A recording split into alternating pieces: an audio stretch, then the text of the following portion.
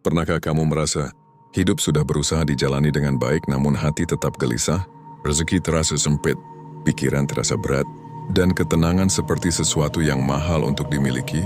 Dalam ajaran para wali, terutama menurut Syekh Abdul Qadir Al-Jailani, kegelisahan bukan selalu karena kurangnya harta, tetapi karena kurangnya kedekatan hati kepada Sang Pencipta. Beliau pernah menyampaikan makna yang dalam, jika hatimu telah tenang bersama Allah, maka dunia tidak lagi mampu mengguncangmu. Karomah bukanlah sekadar kemampuan luar biasa, bukan tentang melihat yang tak terlihat atau mengetahui yang belum terjadi.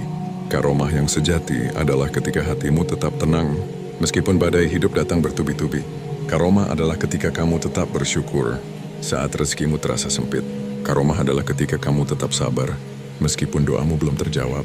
Dan karomah tertinggi adalah ketika hatimu tidak lagi bergantung pada dunia, melainkan hanya kepada Allah semata. Menurut Syekh Abdul Qadir Al-Jailani, keberlimpahan bukan dimulai dari banyaknya harta, tetapi dari bersihnya hati. Karena hati yang bersih akan menjadi tempat turunnya ketenangan. Dan ketenangan adalah pintu dari segala keberlimpahan. Banyak orang mencari rezeki dengan cara berlari ke sana kemari, namun lupa bahwa rezeki juga datang kepada mereka yang hatinya berserah diri. Beliau mengajarkan bahwa apa yang ditakdirkan untukmu tidak akan pernah tertukar. Namun, bukan berarti kita hanya menunggu. Ada ikhtiar batin yang harus dilakukan agar hidup dipenuhi keberkahan dan ketentraman. Berikut amalan dan cara yang diajarkan oleh Syekh Abdul Qadir Al-Jailani. Perbaiki niat dalam setiap aktivitas. Jangan hanya bekerja untuk dunia. Niatkan setiap langkahmu sebagai ibadah. Bahkan mencari nafkah jika diniatkan untuk kebaikan keluarga akan menjadi ladang pahala. Perbanyak zikir di saat lapang maupun sempit. Jangan hanya mengingat Allah saat susah. Biasakan lisan dan hati berzikir. Astagfirullah, Alhamdulillah, La ilaha illallah. Zikir adalah penenang jiwa dan pembuka pintu rezeki yang tak disangka. Belajar ridho atas ketetapan.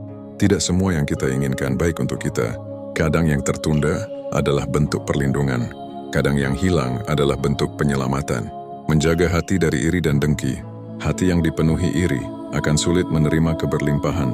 Karena keberkahan tidak turun pada hati yang sempit. Istiqomah dalam kebaikan kecil. Jangan meremehkan sedekah kecil. Jangan menunda sholat tepat waktu. Jangan mengabaikan kebaikan sederhana. Sebab keberlimpahan besar seringkali lahir dari kebaikan kecil yang konsisten. Bertawakal setelah ikhtiar. Lakukan yang terbaik, lalu serahkan hasilnya kepada Allah. Tawakal bukan berarti pasrah tanpa usaha, tapi percaya setelah usaha maksimal dilakukan. Ketika kamu mulai membersihkan hati, memperbaiki niat, dan mendekatkan diri kepada Allah, maka tanpa kamu sadari ketenangan akan datang. Rezeki akan mengalir dari arah yang tak disangka, dan hidup yang dulu terasa berat, perlahan menjadi ringan. Inilah karomah yang sesungguhnya.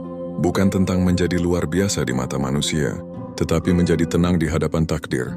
Karena menurut Syekh Abdul Qadir Al-Jailani, ketenangan hati adalah tanda bahwa Allah sedang dekat denganmu. Wahai jiwa yang sedang mencari ketenangan, janganlah engkau terlalu sibuk mengejar dunia, hingga lupa menenangkan hatimu bersama Allah. Karena ketahuilah, bukan dunia yang membuatmu tenang, melainkan kedekatanmu kepadanya. Jika hatimu gelisah, maka perbanyaklah zikir. Jika hidup terasa sempit, maka perbaiki niatmu. Jika takdirmu terasa berat, maka belajarlah untuk ridho. Sebab karomah terbesar dalam hidup ini bukanlah keajaiban yang dilihat mata, tetapi hati yang tetap tenang meskipun dunia sedang tidak berpihak.